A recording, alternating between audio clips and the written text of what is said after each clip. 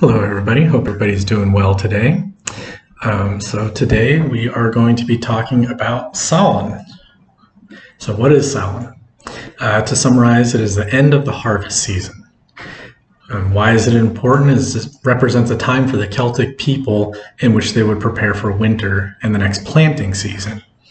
Many early pagan holidays revolved around agriculture and did not follow anything resembling the modern calendar. So Samhain, like Imbolc, Baltana, or Lunasa, is a quarter day falling between the equinox and solstice. In this case, the autumn equinox and the winter solstice. It is also the beginning of winter, or the dark half of the year. Its origins are not entirely known, but it is dated to the Neolithic period. So anywhere between 6,000 and 10,000 years old, there's evidence of something happening around this time of year in Celtic Europe. In particular, in Ireland, the Neolithic passage tombs are actually aligned to see the sunrise at the time of Samhain. So we know that they had this calendar system in place to remind them of this time of year. And again, that all centers around agriculture, the end of the harvest season. This is also, of course, food's not going to grow. So there's all of these myths and tales about practices around the time, and some of them are real or based on real things that people did, such as the example of sacrifice. We have a kind of a modern interpretation or idea of what sacrifice means to ancient pagan people. In reality, animal sacrifice amongst the Celts was most likely just the butchering of livestock, and outsiders may have seen it as something else. So don't always take stock in what you read or hear about these. There's often a practical purpose. There are some traditions, and we're going to go over some of those that are practiced that are spiritual or religious based. So some of these traditions eventually formed around that time, like I said, did follow their religious beliefs. The traditions of bonfires. Bonfires are a cleansing thing. The fire burns away the bad kind of idea. That still exists in many forms to this day. Again, I mentioned the sacrifices, which in reality was probably just butchering of livestock in preparation for meat preservation. Now, they probably did pray to their gods, and there may have been sacrifice to that, but that's most likely what it was. Some of the spiritual connections for the Celtic people, both around Samhain and Beltane, the liminal times of the year, or these halfway points between the solstice and equinox, it was believed that our world existed on one plane, and on the other plane is the other world, or their afterlife. And at these times, these two worlds came so close that spirits could cross over that barrier. And so now we start to get into some of the more modern beliefs we talk about. Eventually, the Christianization of Ireland and of Celtic people in general kind of blended these all together. And eventually, Samhain it was around the time of All Saints' Day or All Souls' Day, and eventually culminated in what we now know as All Hallows' Eve or Halloween. And that's what we're here today to do. Some of the traditions of the ancient Celts that are still practiced to this day that were done thousands of years ago, in particular the act of guising or dressing up, had its origins there. And the belief was that if you dressed up, the spirits from the other world couldn't recognize you. So if there was a spirit who was after you for one reason or another, they couldn't come and find you if you were in disguise. So that's where kind of the idea of dressing up in costume came from. One of the other practices, and one of my favorite, there's also trick-or-treating. That actually had its origins in that too. You'd go house to house to your neighbors to collect food. And what that was really just a sharing of the bounty. Everybody would plant different things. So now you're sharing your bounty with your community. And that's kind of where the idea of trick-or-treating comes in. The idea of giving the food and asking for food. So it all goes back to that. Again, everything that may have had some sort of weird spiritual or supernatural belief also had origins in real practical applications of things. So one of my favorites, though, And this one didn't necessarily have a practical application, that's now is the carving of pumpkins. And back in ancient Ireland, they didn't have pumpkins, but they did have turnips. And they used to carve turnips. And the reason for this is they would carve the turnip and put a face on it, and then they'd put a piece of coal in it. And it would shine through, just like we have pumpkins now. Well, pumpkins, that didn't really happen until the Irish, now Christianized Irish, came to North America, and they had gourds and pumpkins. But the idea was that when you carried this around while going door to door, dressed up, this looked like a spirit, and it would scare off other spirits. So they also put them in their windows to keep the spirits out of their houses. It was a way to keep the spirits from crossing you over into the other world. And so today we're going to carve a turnip like we do every year. Normally we do this at the Universalist Unitarian Church, in Knoxville during their trunk or treat event. And we always have a good time. We miss being there. We hope you guys are doing safe. So today we're going to carve a turnip. It's going to be a little funky, but I'm going to try and do it. Okay, so first you need, of course, your turnip. And you're going to need a sharp knife, and I recommend a melon baller. That works really well. So the first thing you got to do, I'll tilt my camera down a little bit here so we can see, is you got to cut the top off the turnip. Now kids, if you're doing this, please be careful, have your parents involved, because sharp knives can be dangerous. I'm going to say that and probably accidentally hurt myself now.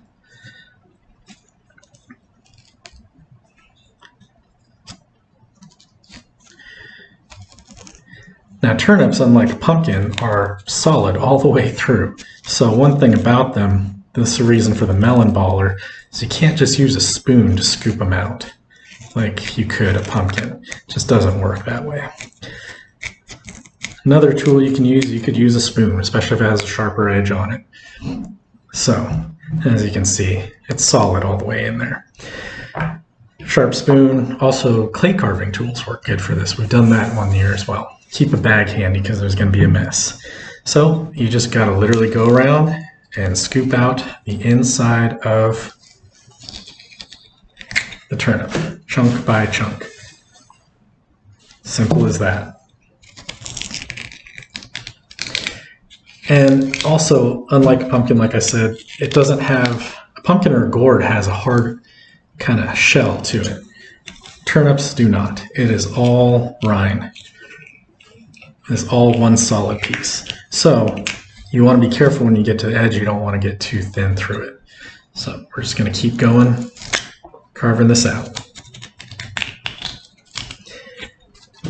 One of the little traditions that we have now too, I don't think I'll do it today, but when we show the kids how to do this at the Unitarian Church, we always end up eating pieces of it. All the kids want to know what it tastes like. Raw turnip is not very good. Who knows? I may indulge though, just for the heck of it. It doesn't take too long. You don't have to completely hollow it out. You just got to get down far enough that you can carve a face into it. This is a particularly large turnip, so it's going to be a little bit tougher to get.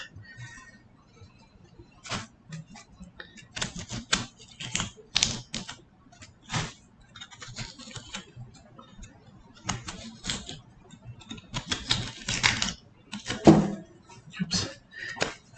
And of course, I'm in a borrowed room today, so it's going all over the floor.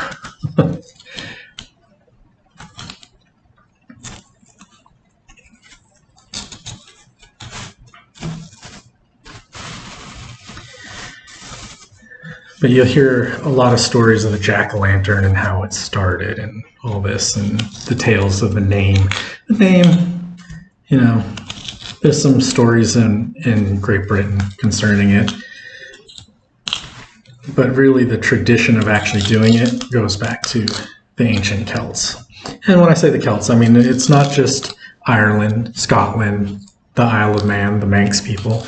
You know, the Celts were throughout all of Europe, mostly Northern Europe. There's even connections to the Germanic tribes from when the Celts had conquered the Germanic tribes during the reign of Rome.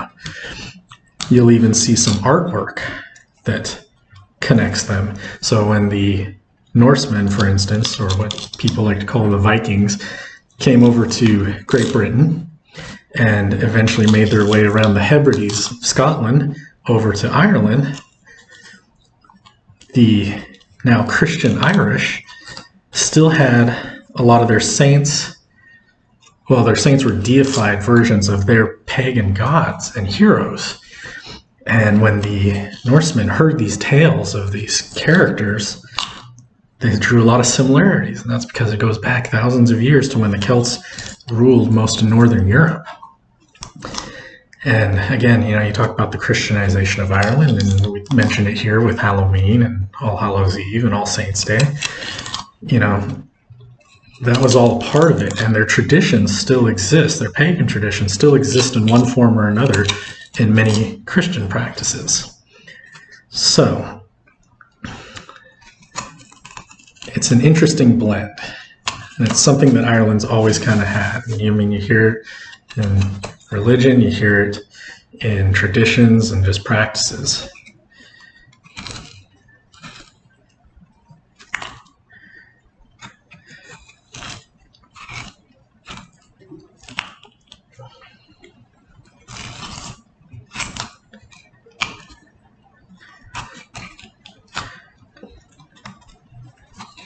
And today, like I said, we're going to be practicing one of my favorites.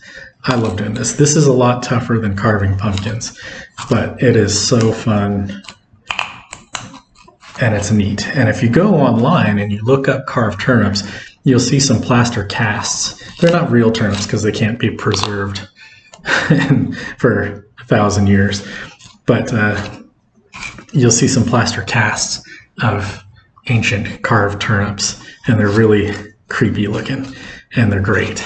I love them. Let's keep hollowing it out.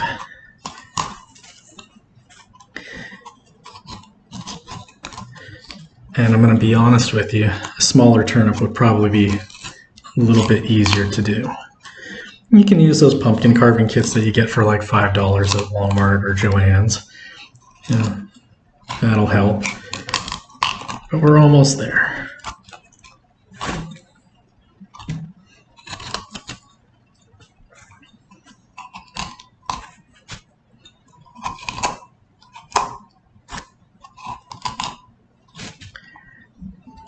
Now, one thing I will say, much like lighting pumpkins, you can use a candle.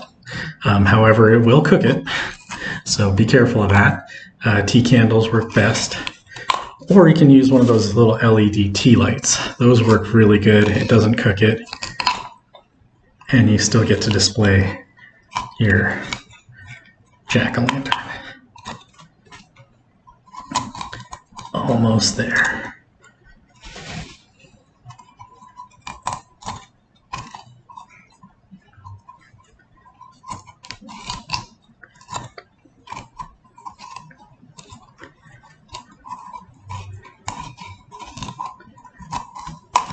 There we go. Okay, so that's good enough for now. Just for our purposes, I think that's good enough. So, as you see, it is pretty solid. It's pretty thick. I mean, you'll end up with a healthy dose of turnip chunks here. So, once we get that done, now we gotta pick our face. So let's do it on this side right here. Let's see what this guy's going to look like. We just kind of go in with the knife.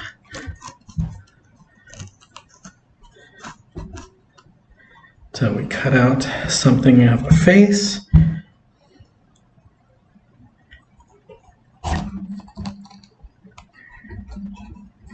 And I left this one pretty thick. So you can thin yours out more. It's all good.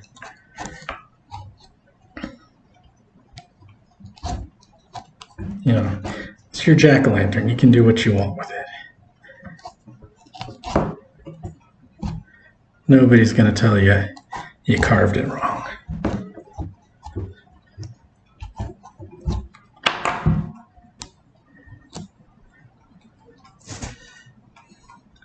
we got our mouth. And this one, like I said, is pretty thick. You can see the mouth. If I lit it, you wouldn't be able to see much of it. But now let's do a simple nose.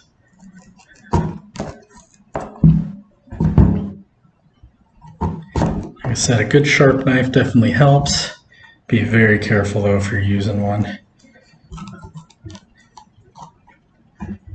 Yeah, always follow those rules of cutting away from yourself.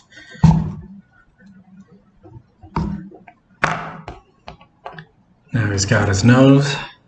We're almost there. Let's give him some scary eyes.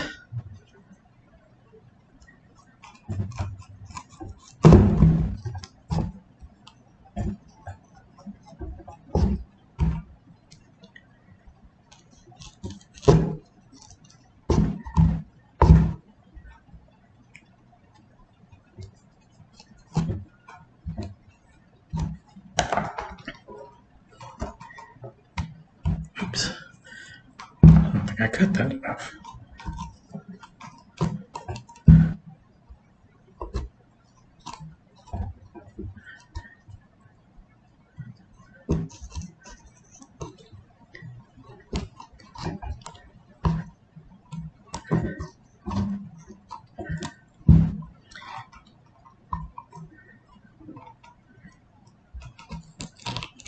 There we go. Now we got one eye. And let's do the other one.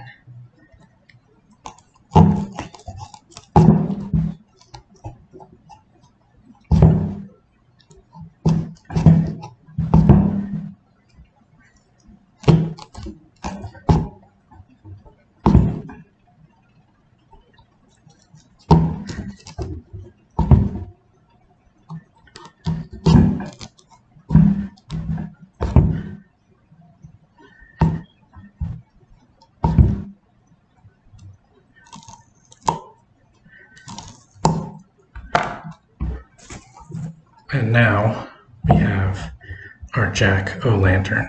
And again, you can put a candle in these guys, but it will kind of cook them.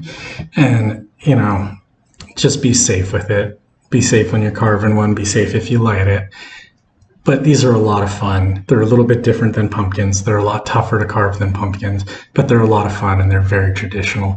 And I invite you guys to please join in this tradition. It's one of my favorites. I just really enjoy it. So please, again, have a fun, safe, Samhain, Hallows Eve, Halloween, and hopefully we'll see you soon.